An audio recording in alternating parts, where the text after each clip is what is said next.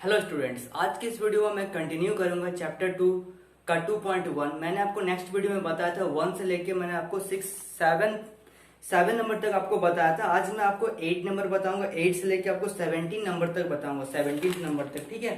जिससे ये 2.1 चैप्टर हम लोगों का कंप्लीट हो जाएगा। देखिए 7 नंबर क्वेश्चन में आप लोगों को क्या बोल रहा है। 7 नंबर क्वेश्चन मैंने आपको बता दिया था कि 7 नंबर में बोल रहा था कि 84 को दो अभाज्य संख्याओं के रूप में व्यक्त कीजिए। इसको मैंने बताया था दो अभाज्य, इसको हम लोग को क्या करना, ब्रेक करना है और बताना है दो अभाज्य संख्या में इसको ब्रेक करना। तो मैंने आपको एक 41 और एक 43 में इसको ब्रेक किया था, ठीक है।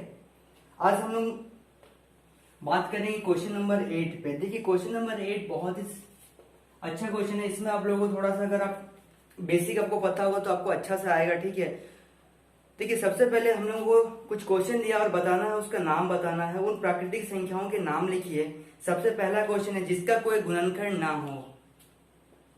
देखिए क्वेश्चन आप लोगों को दिख रहा होगा, इसमें बोला है कि जिसका कोई गुणनखंड ना हो। तो ऐसा कोई भी नंबर नहीं है कि जिसका गुणनखंड नहीं है। मान लीजिए अगर मैं बोलता हूं 2, तो 2 का गुणनखंड क्या हुआ, एक और 2, सॉरी 1 2, 3 का 1 3, 4 का 1 2 4। तो ऐसा कोई नंबर नहीं है जिसका गुणनखंड नहीं है, ठीक है ना। तो लिखिएगा इसमें नहीं, ऐसा कोई नंबर नहीं है जिसका गुणनखंड ना हो। इसका आंसर यही होगा। देखिए सेकंड क्वेश्चन में देखिए क्या होगा, यहाँ पे नहीं लिखिएगा, ठीक है। सेकंड नंबर में लिखिएगा जिसका सिर्फ एक ही गुणनखंड हो, जिसका सिर्फ 1 गुणनखंड हो, ठीक है। तो ऐसा कौन सा नंबर है जिसका एक ही गुणनखंड है। अगर मैं 2 की बात करूं तो 1 और 2, ठीक है। लेकिन एक ऐसा नंबर है जिसका एक ही गुणनखंड है, वो क्या है, 1 का गुणनखंड अगर मैं बोलूं क्या होगा, एक ही होगा, ठीक है। 1,1 तो नहीं लिख सकते हैं इसको, ठीक है। चलिए अब देखिए 3 नंबर क्वेश्चन की ओर बात करते हैं। 3 नंबर क्वेश्चन में क्या बोल रहा है, जो सम हो तथा 2 गुणनखंड हो, ठीक। सम भी होना चाहिए। सम मतलब, सम संख्या मतलब क्या, सम संख्या तो ये होता है 2 4 6 8 10, ठीक है। अच्छा सम तो होना ही चाहिए, लेकिन 2 गुणनखंड जिसका हो।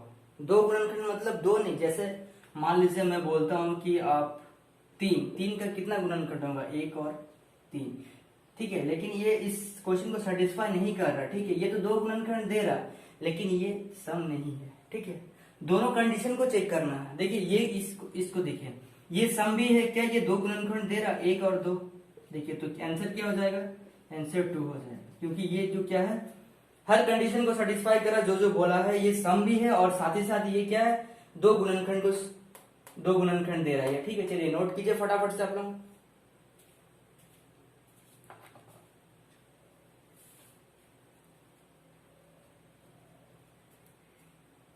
देखिए उसके बाद क्या बोल रहा है क्वेश्चन नंबर, अगर हम लोग बात करें 4, क्वेश्चन नंबर 4 में क्या बोल रहा है हम लोगों को, क्वेश्चन नंबर 4 में बोल रहा है सिर्फ एक अंक हो और 3 गुणनखंड हो।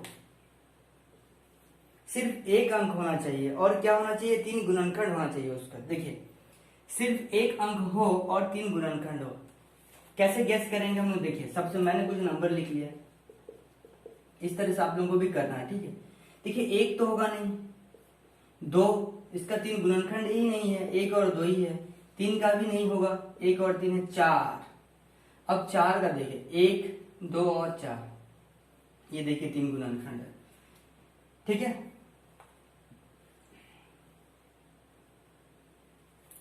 तो एक तो हो गया 4, ठीक है। उसके बाद और अगर चेक करें हम लोग, देखिए 5 होगा क्या, 1 और 5 नहीं, 2 ही गुणनखंड। और 6 देखिए हो सकता है 1 2 और 3, ठीक है, 1 2 3, हाँ ये हो सकता है, 6 हो सकता है, ठीक है। एक मिनट, हाँ 6 हो सकता है। उसके बाद देखिए 9 भी हो सकता है हम लोगों का।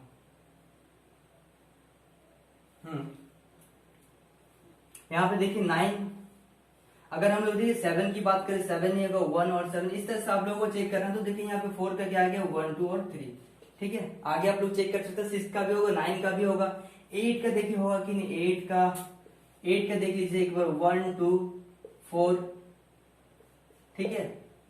तो आप लोगों को देखिए इसमें कुछ मेंशन नहीं किया गया, 2 3 बताना, एक बता दीजिएगा 4 का क्या होगा, 1 2 3, ठीक है, 1 2 और 3। उसके बाद देखिए नोट कीजिए फटाफट से आप लोग। उसके बाद देखिए 9 नंबर क्वेश्चन में क्या बोल रहा है, सबसे छोटी विषम भाज्य संख्या का नाम लिखिए। सबसे छोटी विषम भाज्य संख्या। अब आप लोगों को देखिए इसमें क्या पकड़ना होगा। सबसे पहले आप लोगों को विषम संख्या क्या होता है और विषम भाज्य, विषम भी हो और भाज्य भी हो।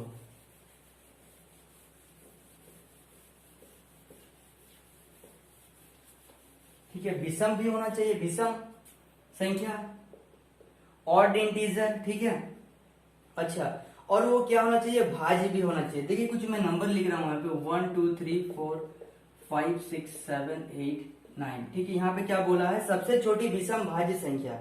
तो विषम भाज्य संख्या, भाज्य संख्या क्या होता है, वैसी संख्या है जो अपने पहाड़ा में तो आई है और दूसरे के पहाड़ा में भी आए।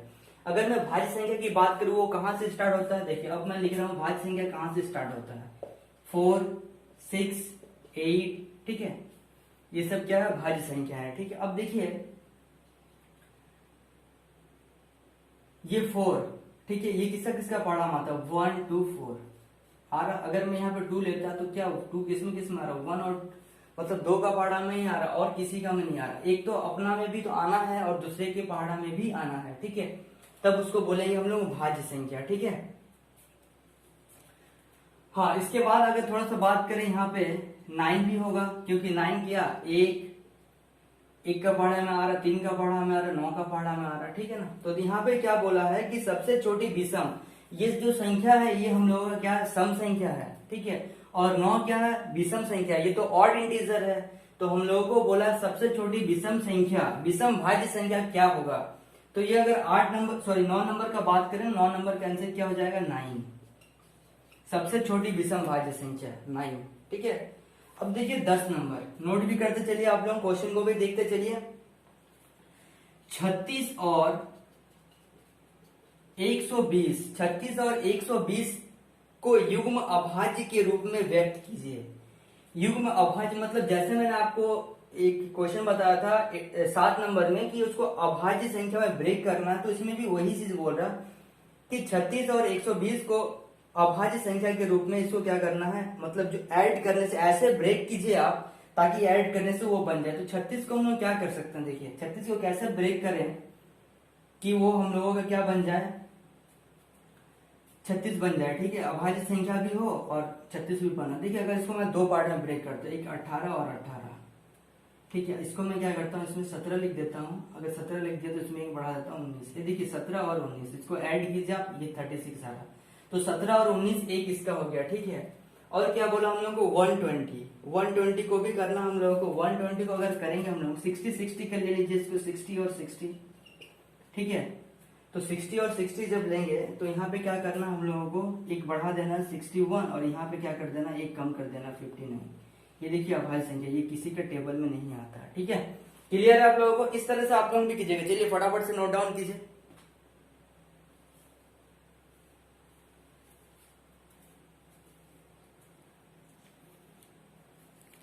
चलिए इसके बाद हम लोग देखते हैं 11 नंबर क्वेश्चन। 11 नंबर क्वेश्चन में क्या बोला है, 11 नंबर क्वेश्चन, इसमें आपको टेबल बनाना है। जैसे कि आप 11 यहाँ पे देख रहे हैं, पेज नंबर अगर मैं बात करूं 8 में, सेम इस तरह का टेबल बनाना है। ठीक है, आप लोग उसको देखते हुए इसको टेबल कॉपी में नोट कीजिएगा इसका। ठीक है, देखिए इसके बाद हम लोग बात करेंगे क्वेश्चन नंबर 12। क्वेश्चन नंबर 12 में क्या बोला है, सह अभाज्य संख्या के युग्म का 5 उदाहरण दीजिए। ठीक है, सह अभाज्य संख्या, देखिए क्वेश्चन दिख रहा होगा आप लोगों को, क्वेश्चन को एक बार समझिए आप लोग क्या बोला, सह अभाज्य संख्या किसे कहते हैं। ठीक है, इसमें देखिए 12 नंबर, 13 नंबर, 14 नंबर, 15, 16, 17। ठीक है, ज्यादा है नहीं इसमें। ठीक है, देखिए आप लोगों को क्वेश्चन दिख रहा होगा। ठीक है, देखिए अब कितना नंबर क्वेश्चन मैंने आप लोगों को देखने के लिए बोला, मैंने बोला 12 नंबर को। देखिए सह अभाज्य संख्या क्या होता है, इसके 5 उदाहरण देना हम लोगों को।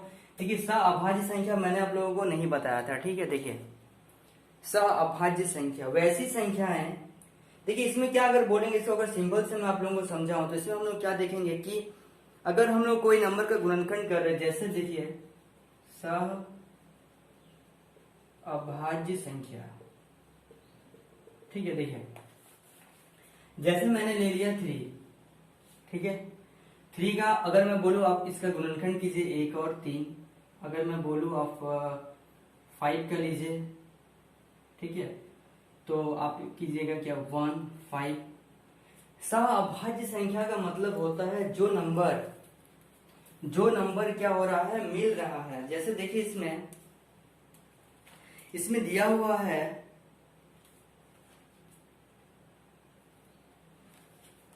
देखिए 1 और 1, ये दोनों क्या मिल रहा है, कोई दो नंबर मिल रहा है, ठीक है। तो इससे क्या बोलेंगे हम लोग, सअभाज्य बोलेंगे, ठीक है। ये देखिए, तो हम लोग बोलेंगे 3,5 क्या है, सअभाज्य है। इस तरह से आप लोग क्या कीजिएगा ना, इसका थोड़ा सा देखिएगा एक बार, इसको गुणनखंड निकाल के, ठीक है। अगर गुणनखंड निकालिएगा, कोई दो नंबर को लीजिएगा, उसका गुणनखंड आप लोग निकालिएगा, ठीक है। चलिए देखिए, उसके बाद देखिए 13 नंबर में क्या बोल रहा है, 13 नंबर में बोल रहा है 100 तक ऐसे अभाज्य संख्याओं का युग्म की सूची बनाइए जिसका अंतर क्या हो, 1 और 3 हो।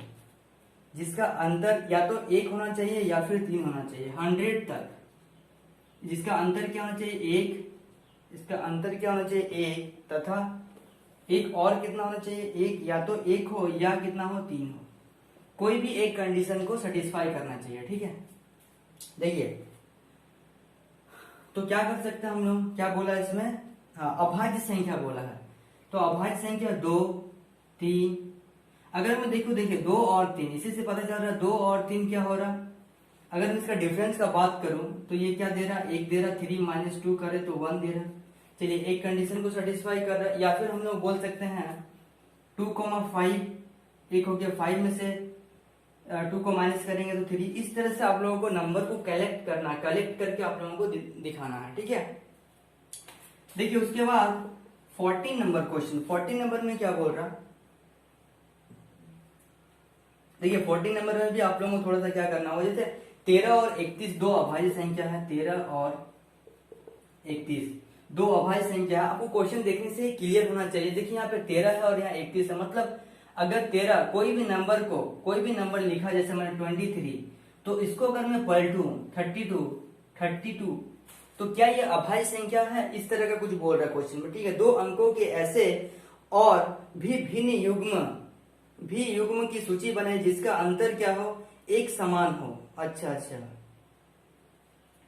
जिसका अंतर क्या हो, एक समान हो। 13 और 31 दो अभाज्य संख्या हैं। दो अंकों के ऐसे और भी युग्म की सूची बनाइए जिनके अंक क्या हो, एक समान, जिसके अंक बोला है एक समान हो, ठीक है। देखिए जैसे यहाँ पे मैंने आपको बताया कि 13 इसको पलट दिए तो ये क्या होगा, 31 बन गया, तो ये क्या अभाज्य संख्या है। और कोई ऐसा नंबर है जिसका जो लिखने से ऐसे बने, अभाज्य संख्या भी हो और क्या हो वो, देखिए एक नंबर है, अगर मैं बोलू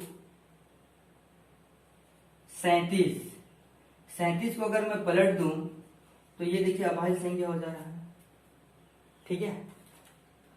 ये है, इस तरह से आप लोग निकालिएगा, थोड़ा सा सोचिएगा, टेबल अच्छे से एकदम सोच के थोड़ा सा निकालिएगा, ठीक है। और जैसे अगर मैं बात करूं, यहाँ पे हो गया 37 और अच्छा, और एक देखिए है, अगर मैं बात करूं 17 को अगर मैं पलट दूं 71, तो देखिए ये भी क्या है हम लोगों का, ये भी हम लोगों का क्या हो जा रहा है, अभाज्य संख्या हो जा रहा है, ठीक है। चलिए अब हम लोग बात करते हैं क्वेश्चन नंबर 15।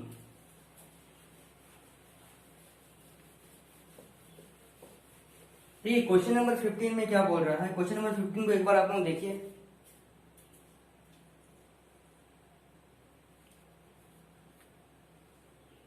चलिए देखिए, क्वेश्चन मैं इसलिए दिखाता हूं ताकि आप भी एक बार क्वेश्चन को पढ़ें, ठीक है, आपको भी थोड़ा सा टाइम मिले और आप भी थोड़ा सा सोचे कि क्वेश्चन में क्या बोल रहा था। क्योंकि मैं ये चाहता हूं कि आप एक बार खुद से कीजिए, खुद से पढ़िए और देखिए आपको कितना समझ में आ रहा है, ठीक है। क्योंकि कोई अगर दूसरा कोई बता रहा तो हमें तो पूरा समझ में आएगा ही आएगा, लेकिन आप एक बार खुद से भी ट्राई कीजिए, ठीक है, कि आपसे कितना बन रहा है, आप खुद से कितना कर सकते हैं। देखिए 15 नंबर क्वेश्चन में क्या बोल रहा है, 15 नंबर में बोल रहा है निम्नलिखित को दो प्रकार से लिखना है, ठीक है, अलग अलग दो प्रकार से लिखना है। जैसे एक क्वेश्चन दे दिया है 12 60 का क्या है, गुणनखंड है, ठीक है, गुणनखंड है।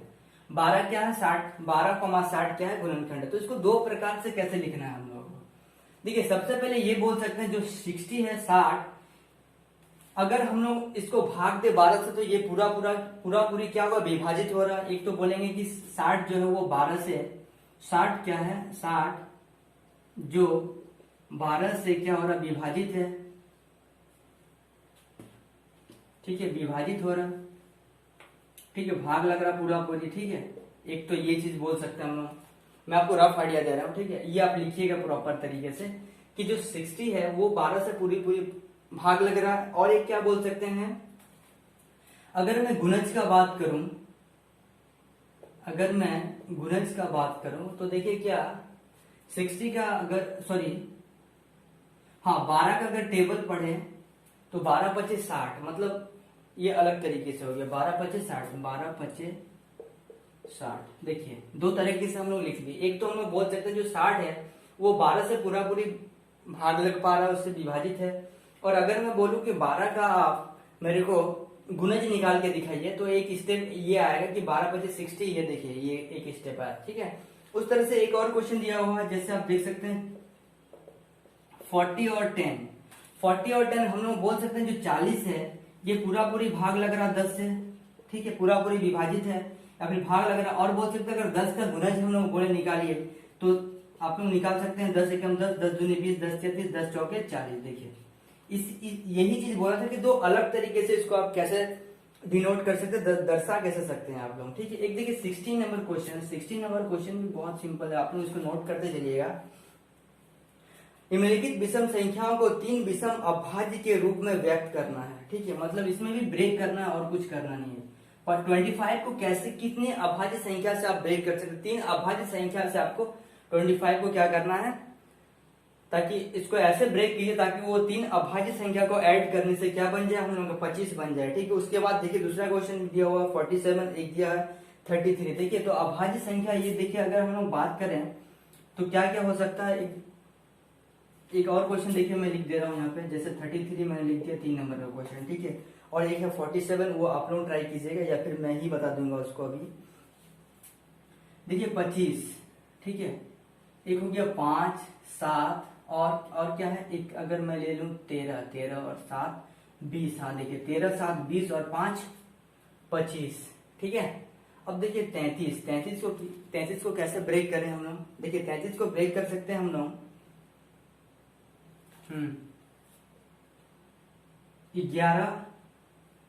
11 और अगर ले लें हम लोग 13 तो ये हो गया हम लोगों का 11 13, अच्छा 11 13 19, देखिए 19 और ये हो गया आपका 20 30, नहीं सॉरी हाँ 3 लेना होगा, 19 20 30 और 3 33, ठीक है। अब देखिए एक दूसरा नंबर क्वेश्चन में है 47 को क्या लिख सकते हैं, 47 को लिख सकते हैं 3 9 और अगर मैं ले लूं 37 और ये हो गया हाँ नहीं 3 इस तरह से आपको देखना होगा, ट्राई करना होगा, एक बार में आप नहीं कर पाएंगे। 37 और 3 40 और 7 47, ठीक है, क्लियर है आप लोगों को। उसके बाद देखिए क्या बोला, निम्नलिखित 17 नंबर का क्वेश्चन देखिए, 17 नंबर एक क्वेश्चन है, इसको थोड़ा सा मैं डिटेल करूंगा आपको यहाँ पे। देखिए 17 नंबर के क्वेश्चन में क्या बोल रहा है कि निम्नलिखित में से कौन सी संख्या परिपूर्ण संख्या है। परिपूर्ण संख्या देखिए मैंने आपको एग्जांपल में जो जो चीज दे रखा था वो मैंने आपको डिटेल में बताया। अब देखिए यहाँ पे दो चीज आया है, दो चीज हम लोगों को कुछ नया आया है। एक आया है सअभाज्य संख्या, मैंने आपको बताया था कितना नंबर में, मैंने आप लोगों को बताया था वो 12 नंबर में, ठीक है, आप लोगों को क्लियर हुआ होगा। अब देखिए 17 नंबर में बोला है परिपूर्ण संख्या है।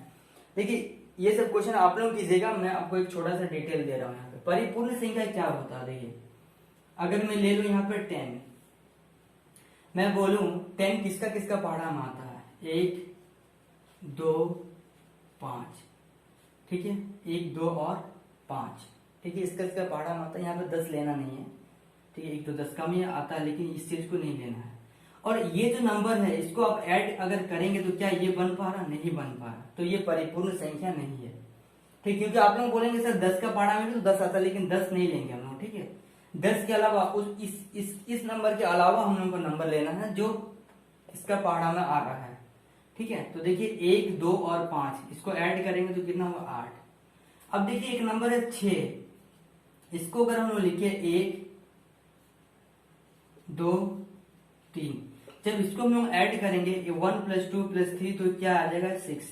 तो ये क्या है, परिपूर्ण संख्या है। ठीक है, परिपूर्ण संख्या। इस तरह से आप लोग क्या कीजिएगा, इसमें देखिए, इसमें अगर नंबर को देखने से भी पता चलेगा, अगर आप लोगों को शायद नहीं समझ में आएगा। देखिए इसमें 2 नंबर का जो है ना, 2 नंबर क्वेश्चन 496, ये देखिए परिपूर्ण संख्या है। ठीक है, आप लोग इसको कीजिएगा इस तरह से, थोड़ा सा डिटेल में इसको ब्रेक कीजिएगा, थोड़ा सा टाइम लगने वाला क्वेश्चन है ये। ठीक है, चलिए देखिए, आज मैंने आप लोगों को क्या बताया, 2.1 का मैंने आपको बताया। आज 8 नंबर से लेके 17 नंबर तक। ठीक है।